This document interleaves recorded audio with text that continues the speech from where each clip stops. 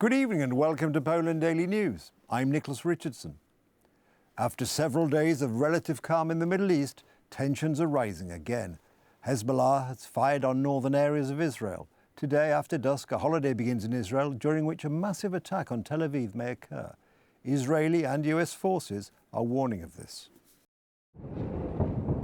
This could be the beginning of the attacks that Israeli and US intelligence have been warning about for days. Last night, Lebanon's Hezbollah fired 30 rockets into northern Israel. They didn't injure anyone. They were intercepted by the Iron Dome air defense system.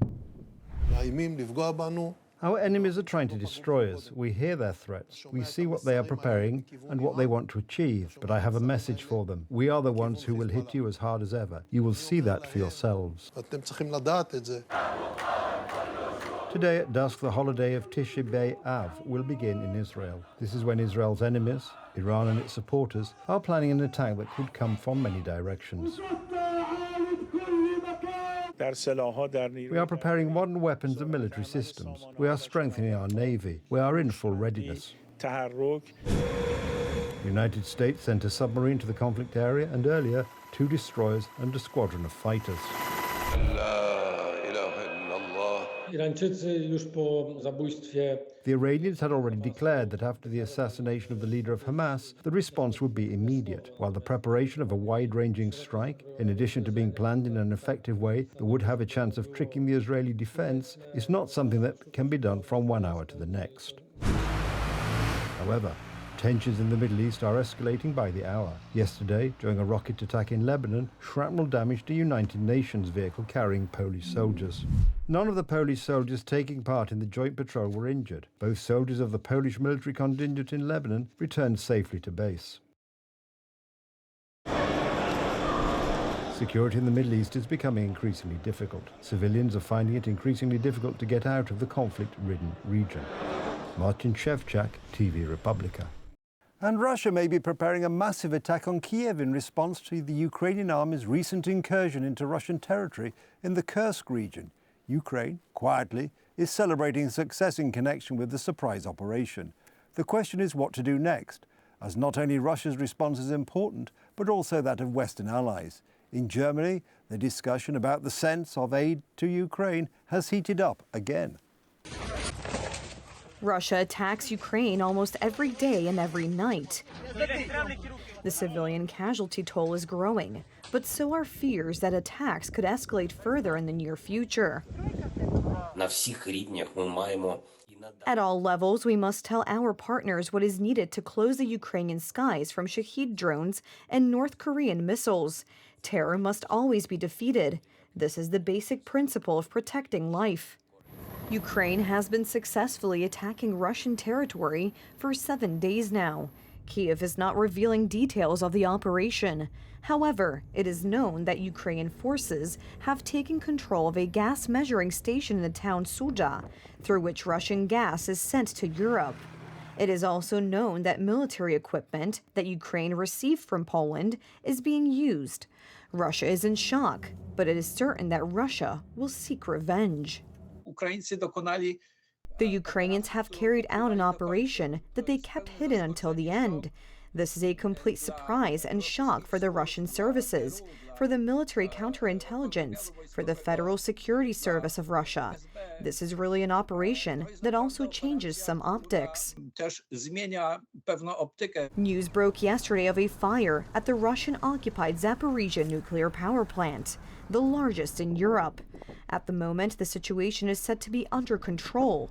No elevated radiation has been reported. Ukraine has accused Russia of another provocation, at a time when Ukraine is repelling attacks by Russian criminals and succeeding on the battlefield. There are again calls in Germany to cut aid to Ukraine. We can no longer allocate funds to arm Ukraine, only to then hand out these weapons and achieve nothing. Everything must be proportionate. Support, yes, but we realize that we are reaching our limits. Michael Kretschmer is an influential politician of the Christian Democratic Union of Germany. He has made similar statements many times before. This time, he sparked a lively discussion in Germany. Ukraine winning more points in the war with Russia is simply not to Germany's liking, because it shows that they can. And the moment the Ukrainians win, that's when they simply have to say no from the German side, of course. Prime Minister Kretschmer's words also have an electoral context. Voting for the local parliament will take place there in September. The topic of Russian agent Pavel Rubtsov, also known as Pablo Gonzalez, is returning. As frontstory.pl described, the GRU officer was linked to a Polish journalist. Cezary Gmyz revealed that it was Magdalena Hodownik, who works with European media. When the ABW detained Pablo Gonzalez, the Russian spy was not alone. His partner was detained along with him. The woman has now been charged with aiding and abetting espionage since the winter of 2022, the prosecutor's office has confirmed. All indications are that the woman was an unwilling victim of the Russian agent, but the relationship with the journalist facilitated Rubtsov's activities. Aleksandra Gilewska on frontstory.pl described the arrest of Pavel Rubtsov. It turned out that the man was linked to a Polish journalist, which is particularly dangerous in the context of him being a Russian agent. After the arrest, the Internal Security Agency searched the couple's Warsaw apartment, which they had rented a month earlier. A scene out of a movie. A dozen officers scanned the walls with a portable X-ray machine and checked the pages in notebooks with ultraviolet light. Agents secured equipment, phones, laptops, external drives, and found payment cards in Gonzalez's Russian name, Pavel Rubtsov. In jacket pockets, receipts from Moscow. Investigative journalist Cezary Gmyz has revealed that the person in question is Magdalena Hodownik, who works with such influential European media as Euronews, France 24, and The Guardian. The Russian spy had a wide base of contacts and access to sensitive information. The woman was charged with aiding and abetting espionage. Certainly,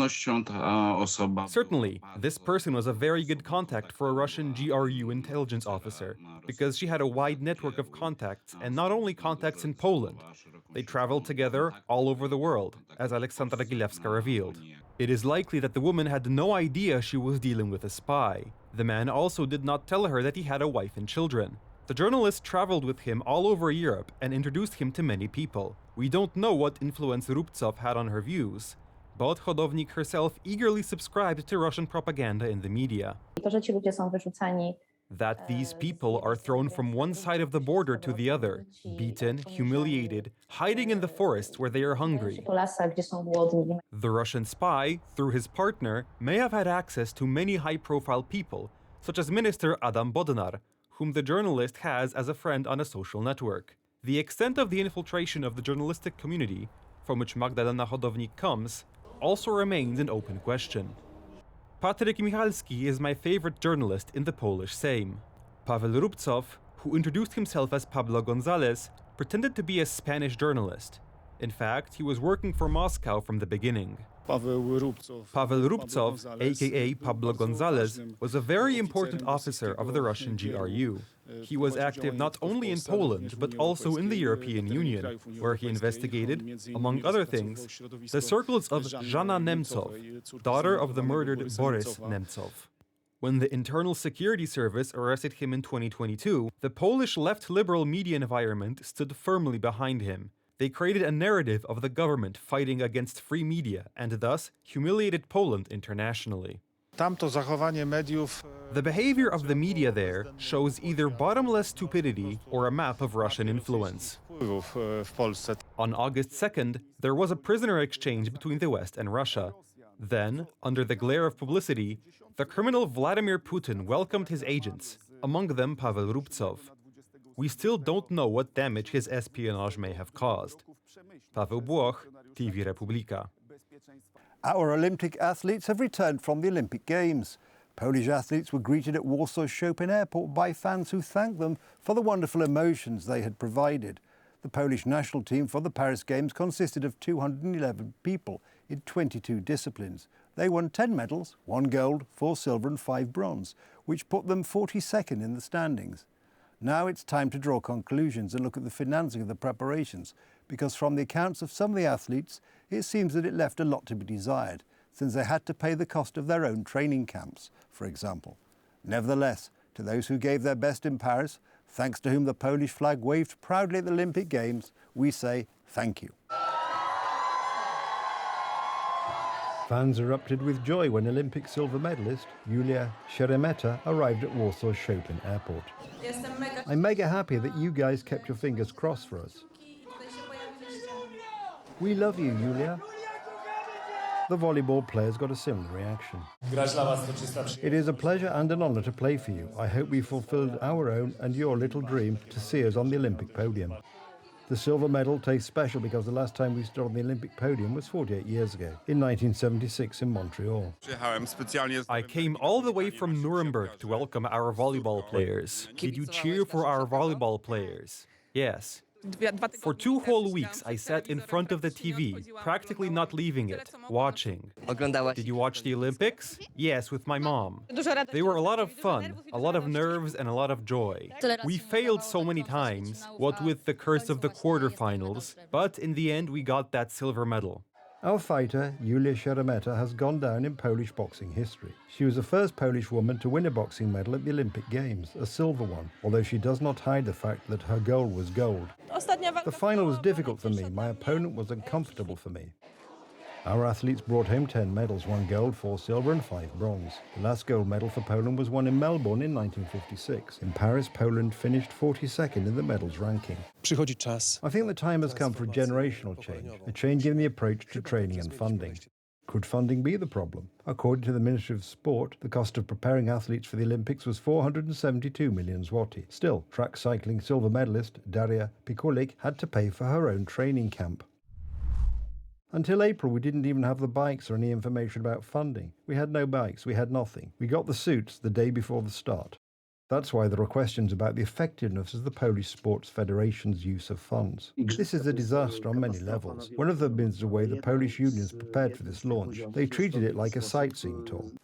There's also a lot of controversy over the International Olympic Committee's acceptance of athletes from Algeria and Taiwan who failed sex tests last year.